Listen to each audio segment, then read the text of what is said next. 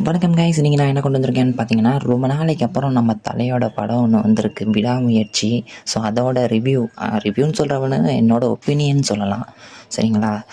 அந்த ஒப்பீனியன் தான் உங்கள்கிட்ட ஷேர் பண்ணலான்னு கொண்டு வந்திருக்கேன். அது என்னென்னா, ரொம்ப நாளைக்கு அப்புறம் விடாமுயற்சி தலையோட படம். ஸோ அது வந்து எப்படி ஸ்டார்ட் ஆகுதுன்னா, ரொம்ப ஸ்லோவாக தான் ஸ்டார்ட் ஆகுது.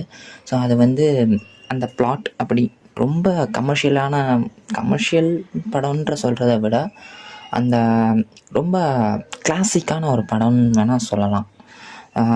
ரொம்ப அந்த கமர்ஷியல் எலமெண்ட் எதுவுமே இல்லாமல் ஒரு காமன் மேனை வச்சு எடுத்த மாதிரி இருக்குது. ஸோ அந்த ஃபஸ்ட் ஆஃப் வந்து ஸ்லோவாக இருக்கிற போது டக்குன்னு பார்த்திங்கன்னா இன்ட்ரோவில் ஒரு ட்விஸ்ட்டை வச்சுட்டு அப்படியே இந்த படத்தை டைவெர்ட் பண்ணி செகண்ட் ஹாஃப் வேற மாதிரி கொண்டு போயிருக்காங்க. ஸோ இது வந்து எனக்கு ரொம்ப பிடிச்சிருந்துச்சு. ஸோ அதனால் நான் அனிருத் வந்து எப்படி சொல்கிறதுனா, அவர் வந்து ஃபஸ்ட் ஹாஃபில் அவ்வளோவா எனக்கு எதுவும் இதாகலை. பட் செகண்ட் ஹாஃபில் வந்து செஞ்சுருக்காரு அனிருத்.